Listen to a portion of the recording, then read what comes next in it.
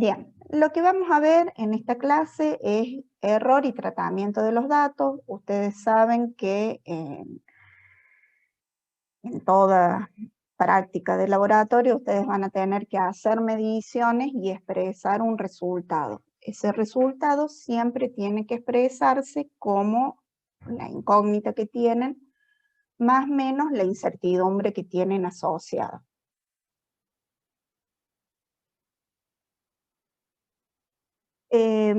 Vieron ustedes en el teórico que pueden trabajar con varias mediciones o con una medición. En general, en el laboratorio, en la práctica de la química analítica, lo que se hace siempre es tratar de tener más de una medición. Es muy raro que con una sola medición ustedes lleguen a, a un resultado correcto. Siempre se trata de hacer más de una medición. Pero también existen casos en que el tratamiento para obtener el resultado es muy costoso o muy largo, por ejemplo, las técnicas de gravimetría son muy largas, entonces ahí sí se hace una sola medición. Pero en general, siempre se trata de que haya varias mediciones. Este es un resumen de cómo van a ir trabajando los ejercicios que vamos a ir viendo. Cuando tienen varias mediciones, siempre se hace la prueba Q. La prueba Q se hace para detectar si tienen un valor sospechoso o extremo. Una vez que hacen la prueba Q, les va a dar como resultado que aceptan o rechazan este valor sospechoso. Como les decía Sandra, si ustedes aceptan el valor sospechoso, la forma de trabajar es exactamente la misma. Si lo aceptan, es preferible trabajar con la mediana, porque si yo ya estoy viendo que está dudoso ese dato, va a estar desviada la media. Entonces, si ustedes hacen la prueba Q, si aceptan ese valor, es preferible trabajar con la media, más o menos la desviación estándar. Si ustedes rechazan ese valor, trabajan con la mediana. Con la media, perdón. Si rechazan con la media, se aceptan con la mediana. Y después se hace el tratamiento con cifras significativas. Se fijan la desviación estándar, la primera cifra distinto de 0 es donde cortan, tendrán que tener en cuenta redondear o truncar, y con la misma cantidad de cifras significativas expresarán esa media o mediana. Por ejemplo, acá se ve bien, la desviación estándar es 0,057, me fijo la primera cifra distinta de 0, corto ahí, tengo que ver que el que le sigue es un 7, por lo cual este se redondea a 6, y en la misma cantidad de cifras significativas, corto la media. Y el resultado se expresa así. Esta es la forma correcta de expresar el resultado. Tiene que coincidir la cantidad, si acá tienen 3 cifras significativas, acá también tienen que tener 3 cifras significativas. Esto es lo que se evalúa en la hora de la resolución de un ejercicio de error. No se está evaluando si saben calcular una molaridad, porque en tercer año ya saben calcular la molaridad. Entonces, el resultado, el ejercicio se va a corregir de que el resultado esté escrito así, con este tratamiento. Eso es siempre que tengan varias mediciones. La prueba Q, ustedes, bueno, veo que la saben aplicar bien, es la diferencia de este extremo con el rango. No sé si lo vieron ustedes así con Sandra, con el grafiquito de la campana de Gauss. O si ustedes se aprenden de memoria si la calculada es mayor o menor a la crítica, aceptan. A mí lo que me gusta del gráfico es de que no se tienen que aprender este criterio de acepto o rechazo, sino que simplemente lo grafican. Ustedes van a tener que en esta parte que no está coloreada es la zona de aceptar. Acá tienen el 95% de confianza, que el valor ese está en la zona de aceptar. Y tienen 2,5 y 2,5, que entre los dos suman el 5% de que cae en la zona de rechazo. Entonces, la Q de tabla o la T de tabla, lo que sacan en la tabla, lo grafican acá con el valor más menos y se fijan el calculado donde cae, si dentro de la zona que no está coloreada, que es acepto, o si cae en la zona de rechazo, que rechazan el valor. Siempre, si no se dice nada, se trabaja con el 95% de confianza y lo que tienen que ver es que cada tabla puede tener o N, la tabla puede estar en N o en grados de libertad. Entonces, eso es muy importante en las tablas que ustedes usan, ver bien que sea o grado de libertad o N. Grado de libertad es para una serie de datos, es la cantidad de n menos 1. Menos, si tienen dos series, le tienen que restar 2. Ya lo vamos a ir viendo. Cuando tienen varias mediciones, siempre que tengan varias mediciones, hacen media y desviaciones estándar. ¿Qué pasa cuando tienen una medición? Una medición, como les dije al principio, va a ser cuando sea muy costoso el ensayo que tienen que hacer para la determinación, o tengan muy poca muestra, lo cual es medio raro, pero bueno, o sea muy largo y no puedan hacer más de una medición. Entonces, cuando tienen una sola medición, es que aplican propagación de error. Entonces ahí ustedes tienen que ver las incertidumbres de todo el material de medición que están trabajando. Tengan en cuenta que para la bureta tienen una doble lectura, porque ustedes van a enrasar en 0, supongamos, y van a valorar y van a hacer otra lectura. Entonces la bureta tiene una doble lectura, entonces tienen que propagar primero ese error de la doble lectura de la bureta. En el caso de las pipetas, hay pipetas que solo enrasan una sola vez y hay pipetas de doble aforo, entonces deberían propagar por cada lectura. ¿Sí? Es muy importante eso que tengan en cuenta. Después se fijan qué operación matemática es la que aplican, si son sumas, si son... Generalmente son multiplicaciones y divisiones. Ahora cuando trabajaron ustedes en el ejercicio, veo que lo trabajan muy bien, a propagación de error. Tienen que llevar todas las mediciones a multiplicaciones y divisiones e ir propagando ahí el error. Ya tenemos, bueno, ya Sandra les dijo que lo que es peso molecular o lo que es un cambio de unidad no tiene un error, entonces no se cuenta, solo se propagan los errores de la medición, para lo cual ustedes tienen que saber en la práctica cómo se usa ese material, ¿sí? Cómo se usa la bureta, cómo se usa la pipeta, cómo se usa la probeta. Y como siempre, cifra significativa y redondeo. Veo que propaga hipótesis, ¿sí? Cuando trabajan con test de hipótesis, ya vamos a ver ahora cuando trabajen ustedes en grupo, lo que tienen que hacer es leer 2 o 3 veces el ejercicio, porque una cosa es que yo les presente el ejercicio y les diga, ay, comparar media con valor verdadero, yo te estoy diciendo ya cuál test estadístico tenés que usar. Y otra cosa distinta es cuando leen el problema, cuando leen el enunciado, darse cuenta cuál es el test estadístico que tienen que usar. Entonces, tenemos la comparación de una media con un valor verdadero. Comparación de media podría ser que yo esté comparando un nuevo procedimiento. Entonces, con este procedimiento nuevo, método nuevo que tengo con el fin de usar otra técnica o más rápida o más barata, lo que hago es hacer varias mediciones con este nuevo método y compararla con un patrón, con un estándar.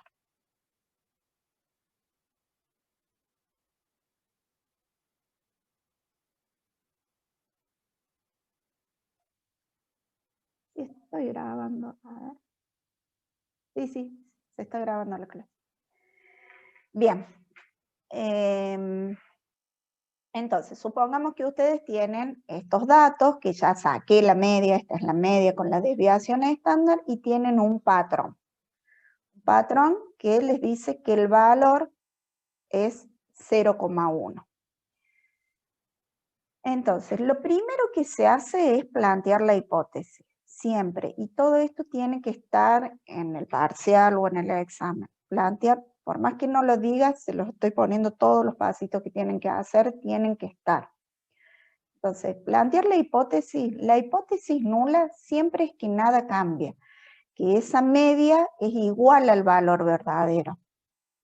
Que la diferencia de 0,111 con 0,1 es por errores aleatorios. Entonces, siempre como hipótesis nula es que nada cambia, que se mantiene, que la media es igual al valor verdadero.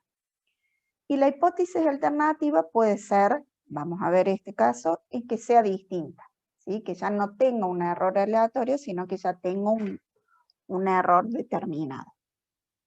Entonces, lo primero que hago es plantear la hipótesis. Después tengo que buscar el estadístico.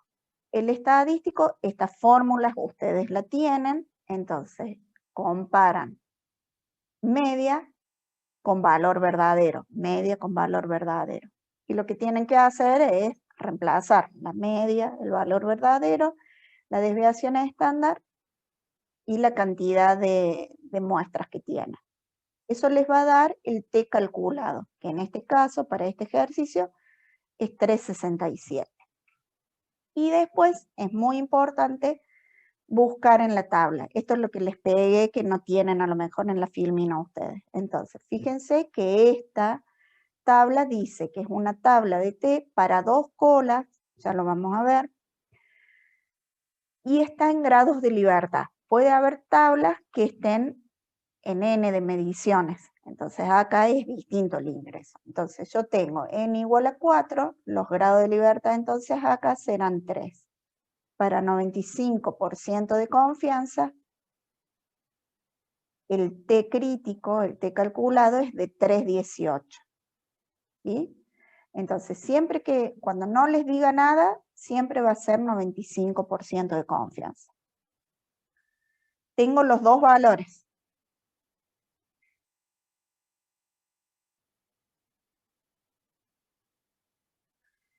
Fíjense, acá les decía que ustedes pueden, les da, ay, esperen que vuelvo porque no los anote acá, 318 es el crítico, 367. O sea, 318, acá y acá, quiere decir que mi T cae en la zona de rechazo. ¿Sí?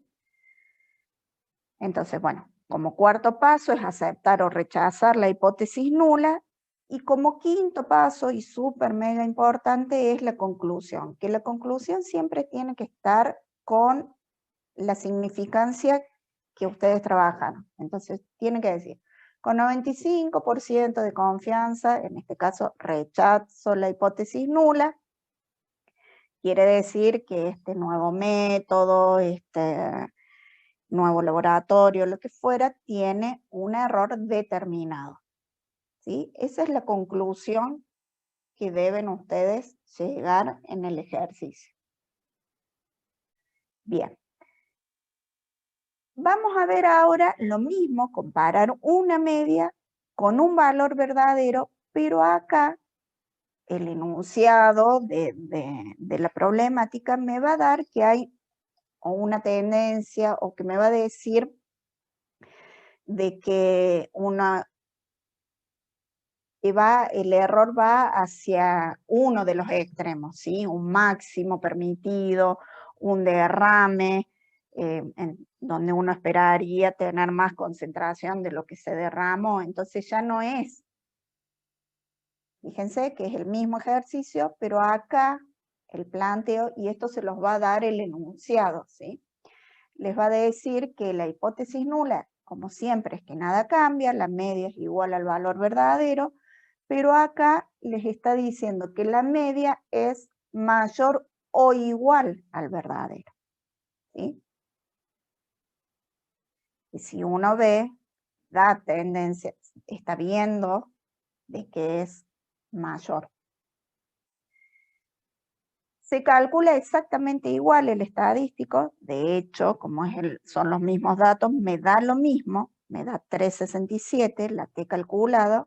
Lo que cambia es que cuando yo trabajo con una cola, en donde yo estoy poniendo toda la zona de rechazo, fíjense que en las de dos colas está por arriba o por abajo, porque uno atribuye que el valor verdadero está acá, y los datos se distribuyen al azar cerca de esta media. En cambio, cuando lo que estamos viendo es mayor o menor, toda la zona de rechazo se va a una de las colas, o para este lado o para este lado, dependiendo si es mayor o menor.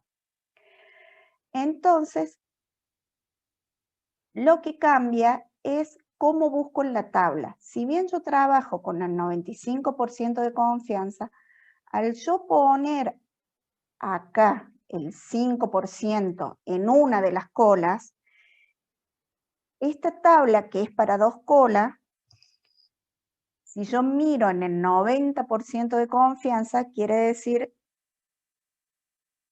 que es como si yo mirara el 5% de rechazo en este extremo. Entonces, lo único que cambia es que yo busco en la tabla, pero con el 90% de confianza. Los grados de libertad son los mismos, pero leo acá, leo 2,35. Bien, entonces, igual cuando yo doy los resultados, por más que yo busque en la tabla con el 90, la conclusión es, con un 95% de confianza, rechazo la hipótesis nula, el valor supera el valor permitido, esta diferencia no puede atribuirse a errores aleatorios.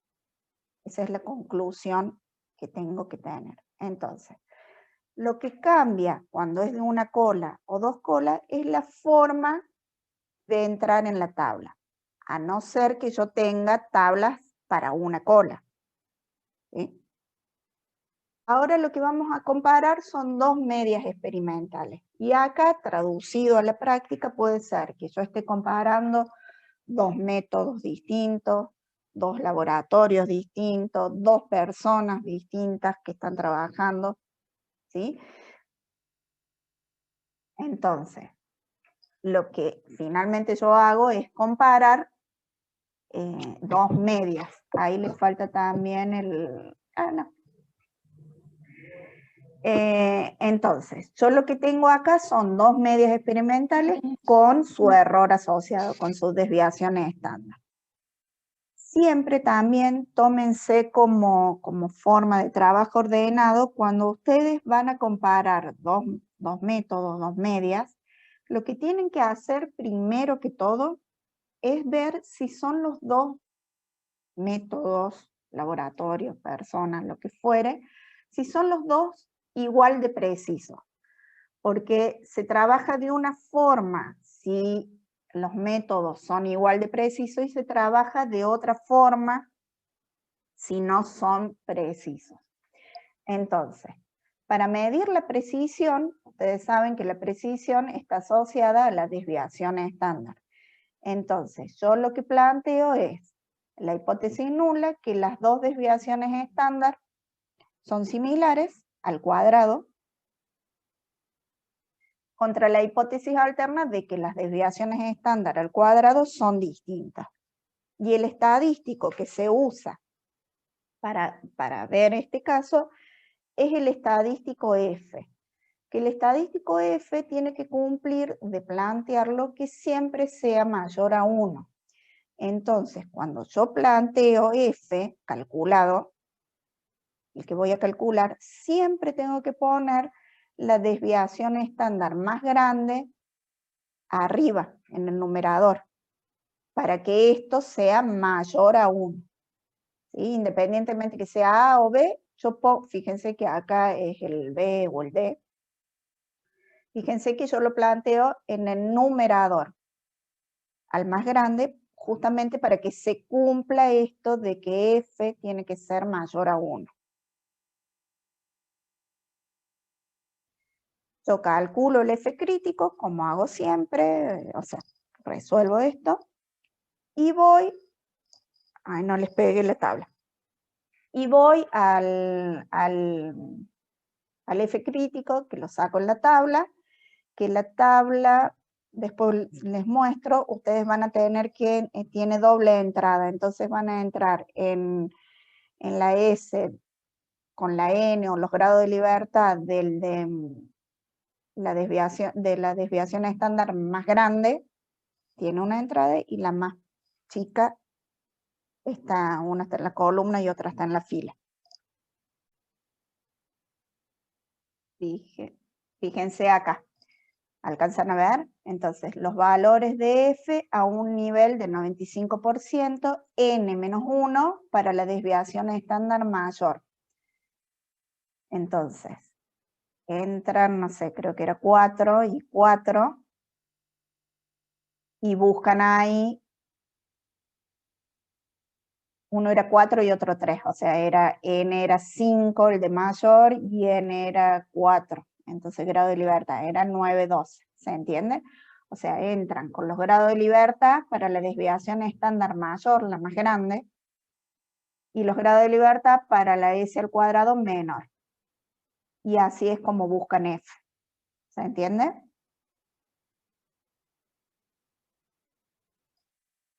Sí, profe.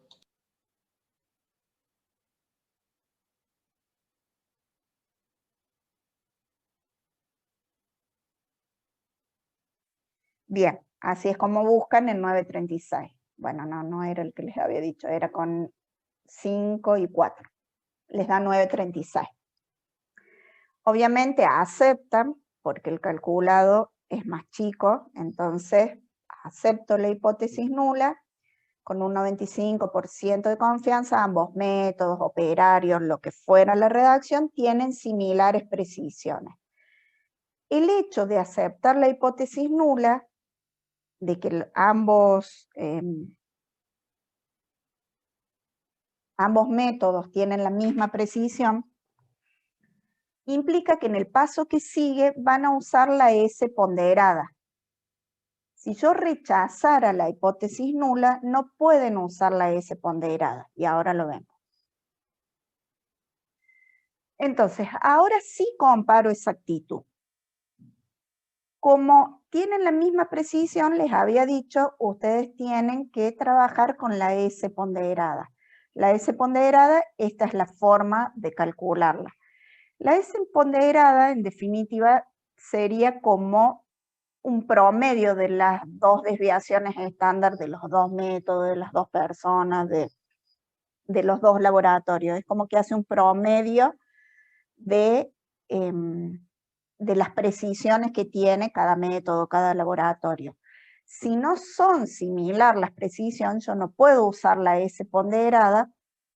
Entonces lo que tengo que usar para calcular T es esta fórmula, ¿sí? Que fíjense, comparan dos medias experimentales, pero acá las precisiones de los métodos no son similares.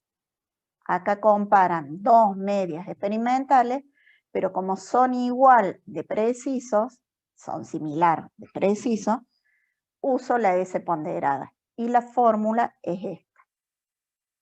¿Sí? Todo esto ustedes lo tienen, pero bueno, elegir usar esta, elegir usar la otra, tienen que saber la fundamentación, digamos, de elegir una u otra. Bien.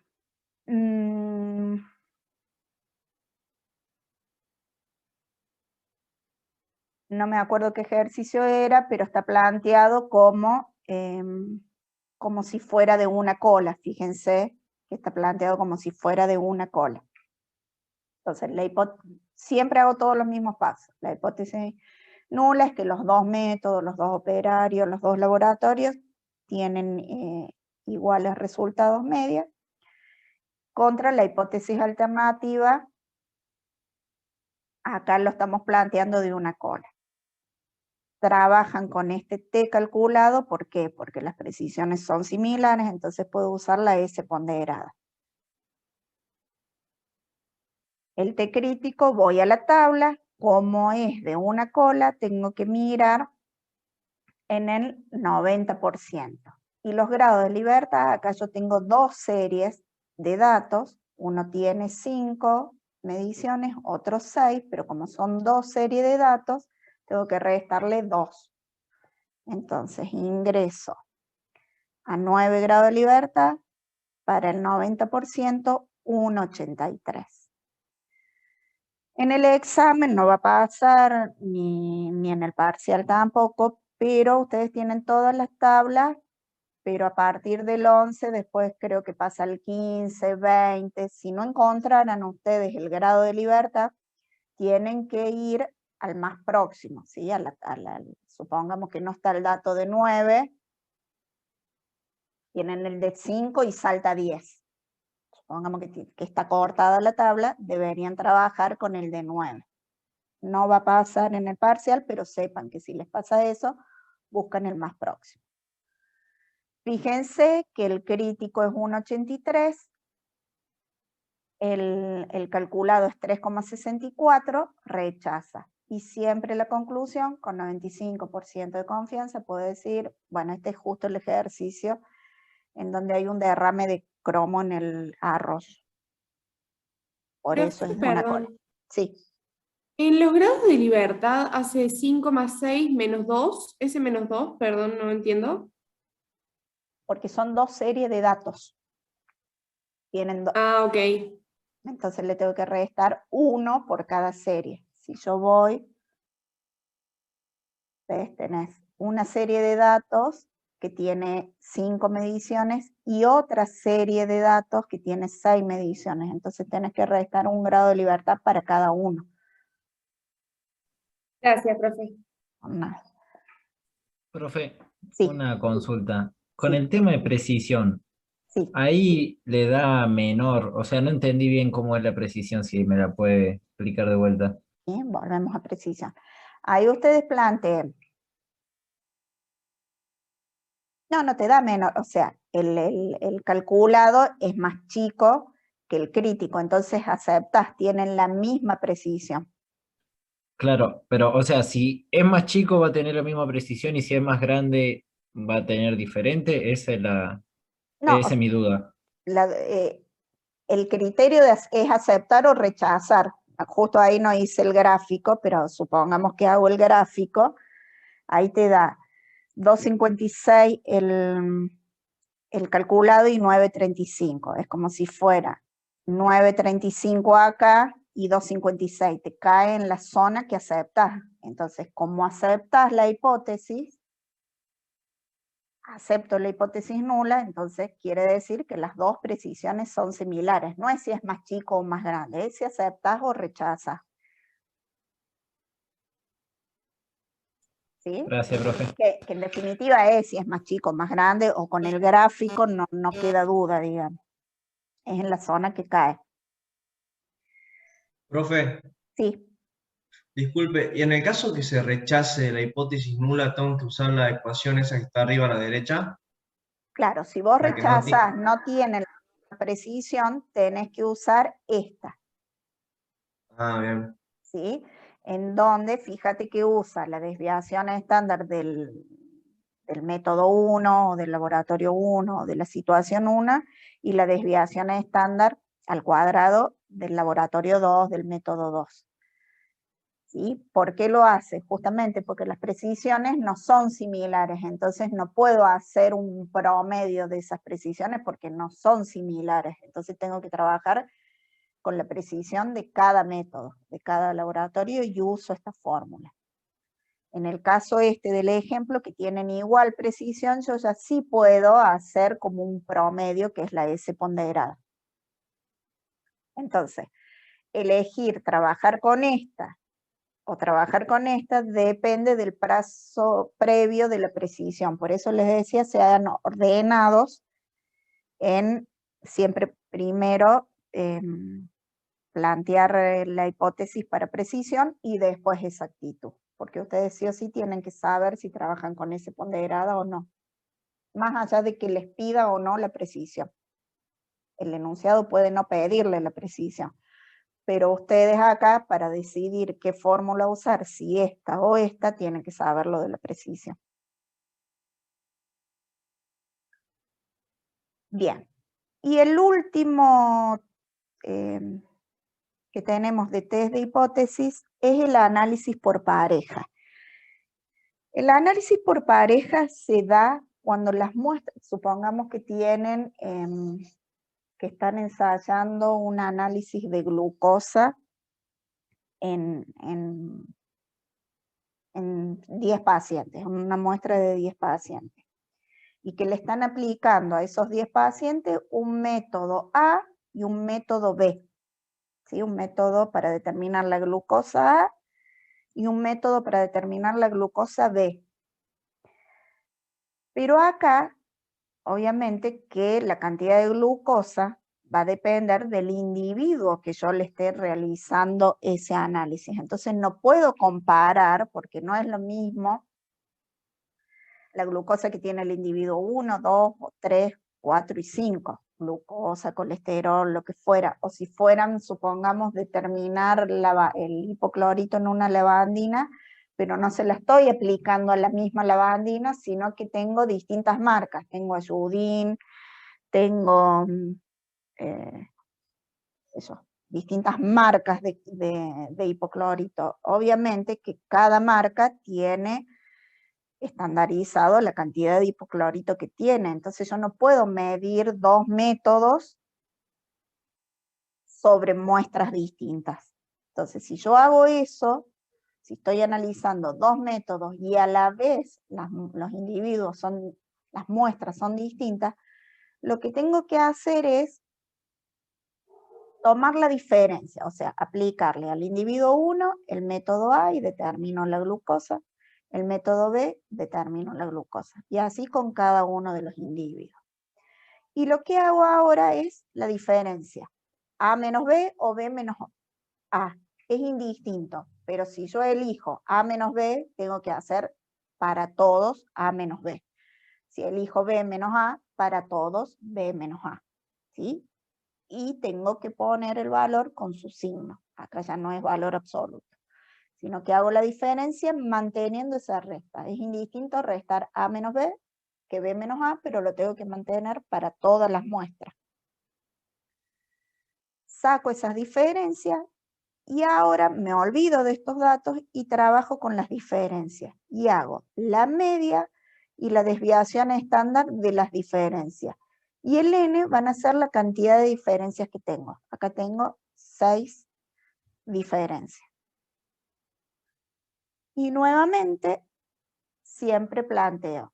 La hipótesis nula es que esas diferencias son 0. Quiere decir que aplicarle el método a distintos individuos, nada cambia, contra la alterna de que sí cambia. El estadístico T, pero para las diferencias, es con la media de las diferencias, raíz de n, ojo que ese n es de las diferencias, sobre la desviación estándar de la diferencia. Me da el T calculado 1,20, el T de tabla lo busco exactamente igual, es grado de libertad, entonces 6 menos 1 es para 5, con 95% de confianza, 2,57. El T de tabla es mayor, quiere decir que con un 95% de confianza acepto la hipótesis nula, ambos métodos son iguales y las diferencias se deben a errores aleatorios.